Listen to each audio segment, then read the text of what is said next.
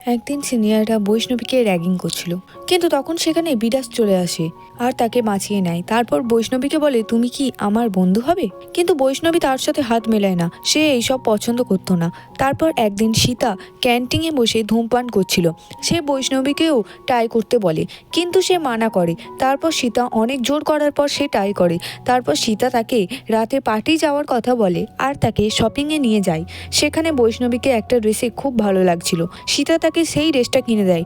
বৈষ্ণবী তাকে জড়িয়ে ধরে বলে, তুমি আমার সব থেকে ভালো বন্ধু। তারপর বৈষ্ণবীকে একটা পার্লারে নিয়ে যায়। সেখান থেকে বাড়ি যাওয়ার সময় বৈষ্ণবী তার মুখ লুকিয়ে আনন্দের অটোতে ওঠে। তখন তার সন্দেহ হয়, সে জিজ্ঞাসা করে, তুমি মুখ লুকাচ্ছ কেন? বৈষ্ণবী কিছু সাড়া করে না। তখন আনন্দ জোর করে তার মুখের ওড়না খুলে, আর তার এইরকম সাজ দেখে আনন্দ রেগে গিয়ে সেখান থেকে চলে যায়। তখন বৈষ্ণবী দৌড়ে তার অটোতে ওঠে। সে বলে, তোমার কলেজের বন্ধুরা তোমাকে চেঞ্জ করে দিয়েছে। আর সে রাতের পার্টির কথা জানতে পারে। আনন্দ বৈষ্ণবীকে সেখানে যেতে বারণ করে, কিন্তু বৈষ্ণবী তার কোনো কথা শুনতে চায় না। ভিডিওটি ভালো লাগলে লাইক করে মুভি ক্লাব চ্যানেলটিকে সাবস্ক্রাইব করে আমাদের পাশে থাকুন।